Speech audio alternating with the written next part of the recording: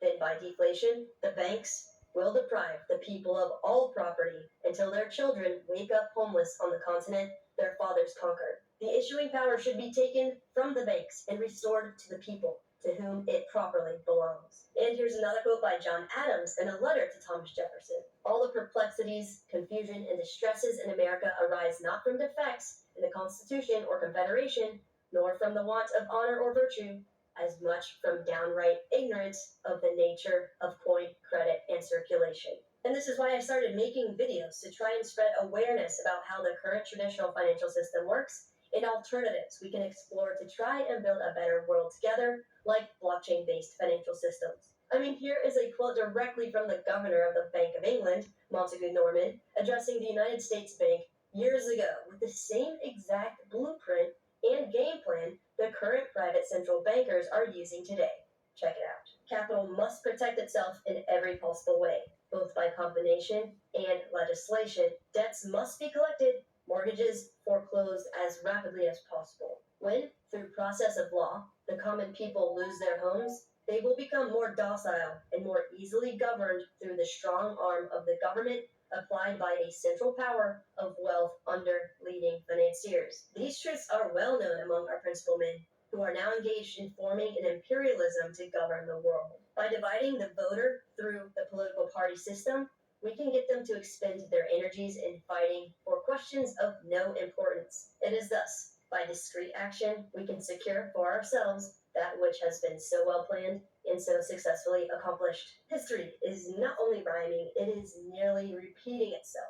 So how is it that the United States was founded with the intention of keeping private central bankers out of the government, yet we are back to where we started? Well, it's very simple. Bankers are dedicated to schemes of acquiring our wealth and know how easy it is to corrupt nations' leaders. Mayor Amschel Rothschild said this famous quote, "Let me issue and control a nation's money, and I care not who makes the laws." And just 1 year later, he and his chief supporter, Alexander Hamilton, were successful in setting up a new private central bank called the First Bank of the United States. It was founded in 1791, and by the end of its 20-year charter, the United States was in ruins, all while the bankers flourished. So when Congress refused to renew the charter with the intention of going back to a state-issued, value-based currency where the people paid no interest at all to any banker, the head of the private central bank, Nathan Mayer Rothschild, threatened the U.S. government with a war.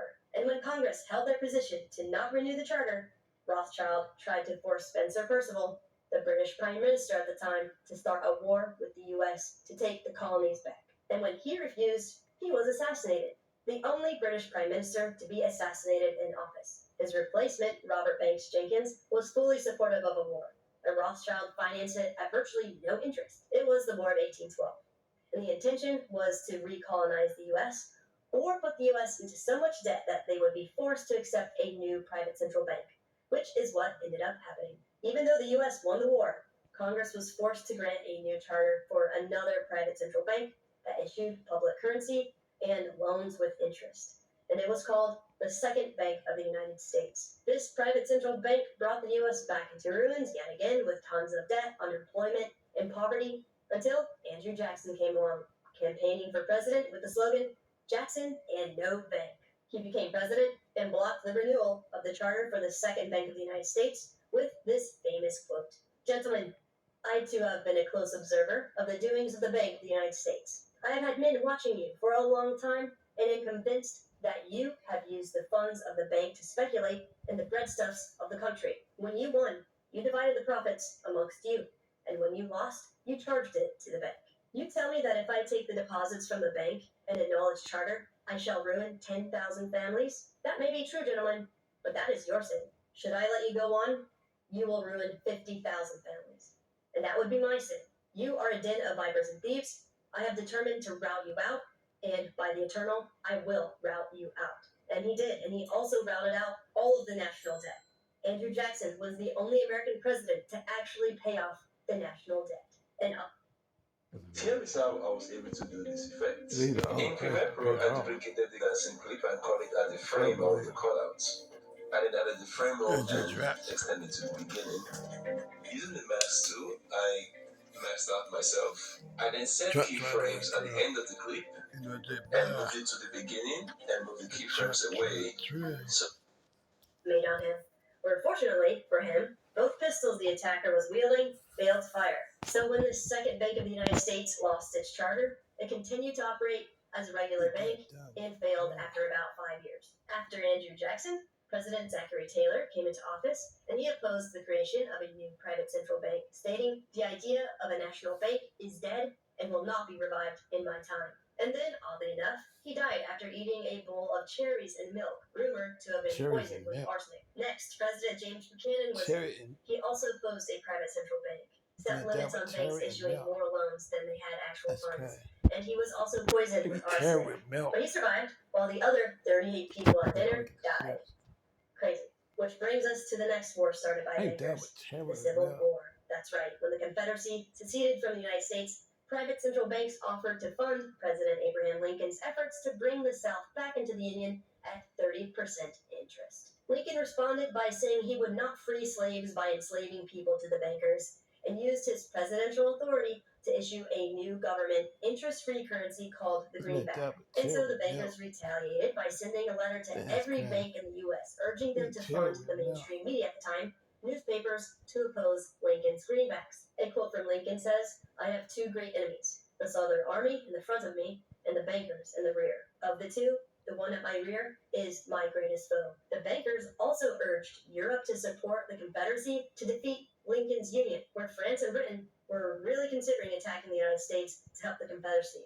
But Russia actually prevented them. Tsar Alexander II had just ended serfdom and had a state bank similar to the one the U.S. was originally founded on. He authorized Russian aid to Lincoln, and, like the recurring pattern goes, multiple assassination attempts were made on him in 1866, 1879, and 1880, until a successful one was made in 1881. And after the Union won the war, Lincoln announced that he would continue issuing greenbacks, and then he was assassinated. After he was killed, greenbacks were pulled from circulation, and the U.S. was forced to go back to private central bank notes with interest. Next up, we have President James Garfield, who was elected in 1880, who was in support of government-controlled money, and he was shot in 1881 and died a few days later. Then, in 1896, President William McKinley was elected and favored gold-backed currencies. He was shot in 1901 and died a few days later, which brings us to 1910, when 6 of America's richest men had a secret meeting organized by J.P. Morgan and held on his private property on Jekyll Island, where the idea for the United States' third private central bank was born. There's a conspiracy that there were 3 men that stood in J.P. Morgan's way of creating it: John Astor, Isidor Straus, and Benjamin Guggenheim, that all happened to be on J.P. Morgan's boat, the Titanic, when it sank. Did big private central bankers sink the boat on purpose and get an insurance payout after it? Well, yes, J.P. Morgan got paid by the insurance company when his boat sank. Let me know what you think happened to the Titanic in the comments below. Either way, it sank in 1912, and 1 year later, the Third Bank of the United States was created over the Christmas holiday in 1913, while Congress members who opposed it were at home. And the bankers promised President Woodrow Wilson generous campaign contributions if he signed the act, which he did, and they decided to name it the Federal Reserve, to seem like a quasi-governmental entity when it actually is not a government entity at all. It is a private central bank. Here's a video of former chairman of the Federal Reserve, Alan Greenspan, explaining how it's a private entity that doesn't answer to any government authority. What is the proper relationship? What should be the proper relationship between a chairman of the Fed and a president of the United States? Well, first of all, the Federal Reserve is an independent agency, and that means basically that there is no other agency of government which can overrule actions that we take.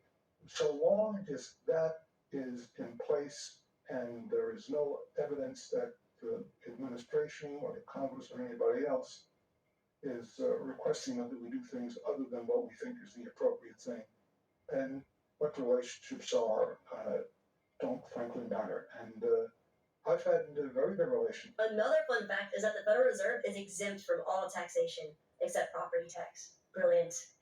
A few years later, in 1919, Woodrow Wilson said, "I am a most unhappy man. I have unwittingly ruined my country. A great industrial nation is now controlled by its system of credit. We are no longer a government by free opinion, no longer a government by conviction and the vote of the majority, but a government by the opinion and duress of a small group of dominant men. Lame. Moving right along, we have the First World War. Note that before the creation of the Federal Reserve, there was no such thing as a world war. So although the war started between Austria-Hungary and Serbia with the assassination of Archduke Ferdinand, media focus was quickly shifted to Germany, a big economic threat to Great Britain. Following the Treaty of Versailles, Germany was forced to pay the war costs, even though they didn't even start the war, to their own private central bank, which they had gone into massive debt to pay for the war. Massive inflation followed, and the Germans were trapped in endless debt to the private central bank. So when Hitler came into power, his first financial move was what we've seen already throughout history, shifting to their own state-issued value-based currency, where they did not have to borrow from private central banks at interest. Germany's economy quickly started turning around and flourishing, and media called it the German miracle. So once again, Germany becomes a threat to Great Britain, and their state-issued monetary system was also a threat to private central banks. So they looked for an excuse to go to war, and obviously Hitler gave it to them. Towards the end of World War II, in 1944, the world's major economic powers met at a luxury resort in New Hampshire called Bretton Woods, where they created the Bretton Woods Agreement for international finance. This caused the British pound to lose its status as the world's reserve currency to the US dollar, and forced other nations to tie their currencies to the US dollar under two conditions. One, the Federal Reserve would not overprint US dollars as a means to steal goods and services from other countries in exchange for a devaluing currency, like an imperial tax. And two, attention! This is an important announcement for businesses that file W-2 or 1099 forms. The IRS now requires you to e-file or face major fines. Visit yearly.com for more. Julie Jameson discovered Wish and now gives herself a new style every day. two, the US dollar would always be convertible to gold at $35 per ounce. And obviously, both of those conditions were never kept because the Federal Reserve is a private central bank that doesn't have to answer to the US government or other governing bodies. Amazing. Next, we've got President John F. Kennedy. He understood the private central bank's agenda and wrote and signed Executive Order 11110 that ordered the U.S. Treasury to issue a new government-backed currency called the United States Note. They were created by the U.S. government, backed by the silver stockpiles held by the U.S. government. About $4.5 billion went into public circulation, and 5 months later, Kennedy was assassinated, and all the United States notes were pulled from circulation and destroyed. And it's important to note that Kennedy's Executive Order 11110 is actually still in effect. However, no president has been brave enough to touch it since. Great. Eventually, other countries started noticing the large piles of US dollars they were accumulating in exchange for real goods and services, like in the case of France, wine and cheese. They started exercising their option under the Bretton Woods Agreement to exchange the paper notes for gold. And since the Federal Reserve was overprinting money, the US government didn't have enough gold to redeem all the requests. And by 1966, an estimated $14 billion was held by foreign banks, while the U.S. only had about $3.2 billion worth of gold. So President Richard Nixon had to temporarily suspend the convertibility of U.S. dollars to gold, which obviously became permanent and ultimately ended the Bretton Woods Agreement. And side note, interestingly enough, this happened in 1971, which is the same year that the World Economic Forum was founded. It was initially called the European Management Forum, with the goal of introducing European business to American management practices. Sheer coincidence? Or orchestrated by private central bankers looking to consolidate power? Let me know what you think in the comments below. So once it became obvious that the US didn't have enough gold reserves to back its currency, faith in the United States' ability to pay off its debt decreased. To combat this, Richard Nixon started the environmental movement with the EPA, which effectively allowed the government to use public lands as collateral on national debt, under the guise that it was being protected and kept pristine. So eventually, about 25% of United States land had been seized by the government and pledged to foreign countries as collateral. With land in short supply, the U.S. government made deals with the world's largest oil-producing countries, where in exchange for only selling their oil for U.S. dollars, the U.S. would guarantee military protection for them. And this is when the petrodollar system was born. So the U.S. started effectively backing the U.S. dollar with oil, other foreign countries' oil. Remarkable, isn't it? It's no wonder when Iraq, after the Desert Storm conflict, wanted their rights to sell oil in euros instead of the US dollar in the early 2000s, that the US reinvaded Iraq under the guise that Saddam Hussein had nuclear weapons he was going to use, when in reality, they did it just to get Iraq's oil transactions back to the US dollar. And when Libya announced they were only going to sell their oil for their state-owned value-based trade currency, the gold dinar, the US invaded Libya, killed their leader, imposed a private central bank, and put Libya's oil back on the market for US dollars only. And some of the Hillary Clinton emails released confirmed that the real reason the US invaded Libya was to counteract the threat of the gold dinar becoming a rival to the US dollar and petrodollar system. So what can we glean from history to piece together what may actually be going on, and who stands to benefit from both the process and the outcome? Well, as the cycle goes, private banks issue currencies with interest, which forces countries and their people into more and more debt. Once the people and government stop borrowing, wars are waged that force everyone into more debt to pay for the wars. After that, countries and people need to borrow to rebuild. And when it's all said and done, everything is about the same except for more dead people, and the process repeats. So in the current situation, World War III would be an attempt to force the world onto a private central bank US dollar digital currency that is controlled by private central powers like the World Economic Forum, where they can dictate what we can and what we cannot buy, the amounts of goods we can buy, and if we can buy anything at all. And if you want to learn more about central bank digital currencies and why they are so dangerous to our livelihoods, check out this video guide by clicking on the link above. So is there hope for us? Do we stand a chance at rebuilding a better world together from the ashes of a more than likely extremely destructive world war? It's possible. Things are much different now with the internet, access to information, independent journalism, people becoming curious, looking for answers, and spreading awareness. So what can we do? We can be aware. Talk about it with our friends, family, and other people to spread awareness. Share content like this online.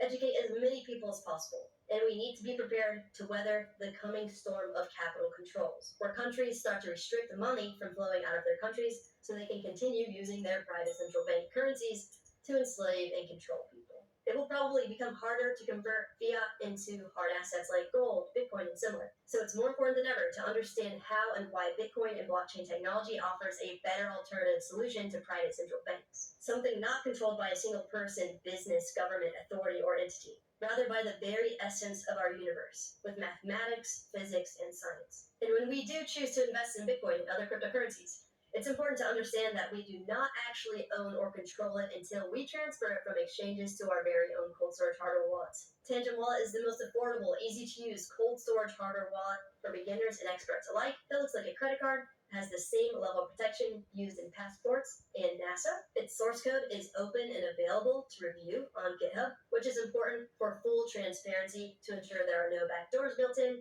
and that funds can be accessed if the company shut down for any reason. Note the pricing for this cryptocurrency hardware device is much cheaper and more affordable than other ones with free shipping. This is a plus for any beginners just getting started or anyone who is looking to onboard friends and families into crypto with a simple, easy-to-use, secure self-custody wallet. My friends and family love it, so scroll down and use link below to access the correct and official site as well as redeem any special offers they have for us. Awesome! If you would like to watch a full video guide about Tangent Wallet and how it works, check out this video. If you would like to finally have that eureka moment about how Bitcoin works and how it can help us maintain complete control over some of our wealth, check out this video. And to get your very own Tangent Wallet, click on the link on the screen. Like and subscribe for more. Be safe out.